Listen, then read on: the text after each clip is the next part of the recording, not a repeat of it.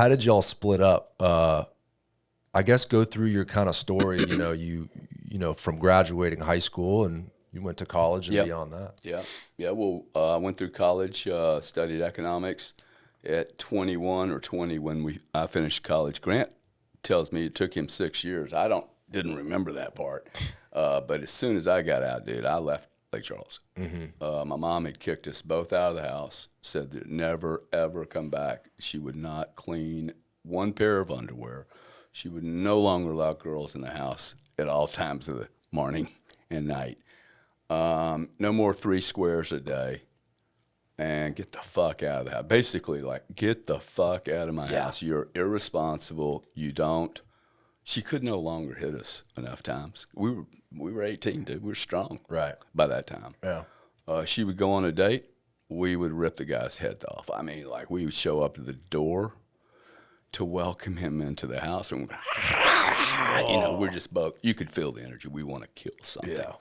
Someone. We're so ashamed of ourselves that we're snorting coke, dude, at 16, doing with my neighbor 3 doors down from the house. Girls are popping into the house at 2 o'clock in the morning. So you must have moved to a not so good neighborhood after that lake house. No, dude, it was a decent neighborhood. A decent neighborhood. Yeah,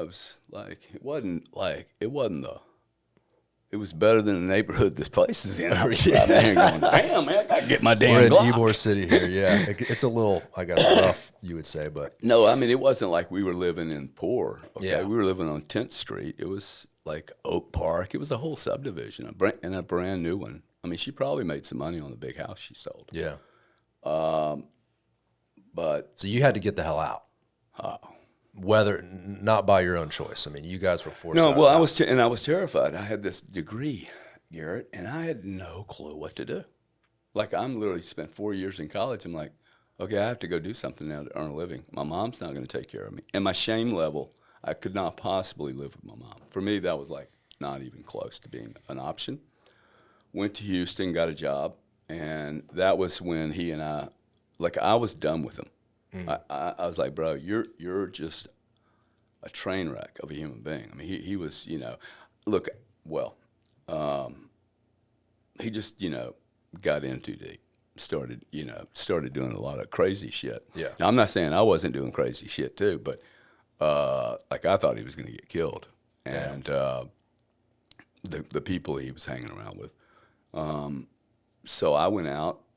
And I get a phone call a year and a half later. I'm in Corpus building my career, and, he's in a hospital. Been pistol whipped. I grab a gun, get on a plane, go to Lake Charles, start hunting the fucking guy. Literally got caught in Houston with a fucking 9mm with me. Jesus Christ. This was back in the days when you go, hey, man, I was just kidding, no problem. Just stick it in the suitcase. That used to happen. That's hey, insane. Sorry, dude, no problem. So what year was this? We're talking 1983. No, Pan Am 1983, was around 84. back then. Yeah, right. Pan Am. So I built my career. Grant ended up going to treatment. I think he was 25. I would follow him to treatment as a family member. I would be the only one that followed him to treatment. My mom was like, I ain't going to that place. Damn, so she was serious. Like, she was legit done with him. She was legit. She was probably embarrassed about the whole drug thing. Yeah. Right?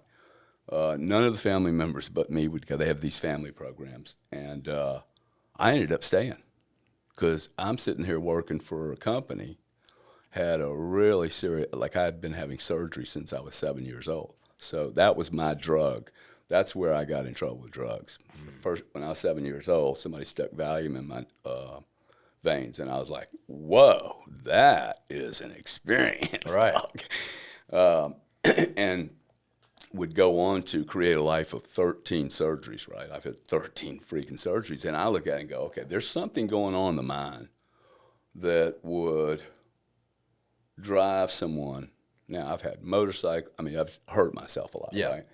Right? Just been a little too adventurous. So I go there, and I stayed there for 30 days. That was in a trap, anyway, and got a lot out of it. Like, wow. I thought it was really cool. I didn't want to get in trouble, man. And I was listening to the whole thing. I'm like, hey, you know what? Like, I need, like, So anyway, it was really cool for me, and I met some really, really cool business guys there. And these business guys would be like senior VP of IBM. Damn. And he would tell stories like working Monday through Fridays and then Friday night, Saturdays, and Sundays, going into bars, dude, and shitting his pants at 2 o'clock in the morning. The most degraded story you ever heard.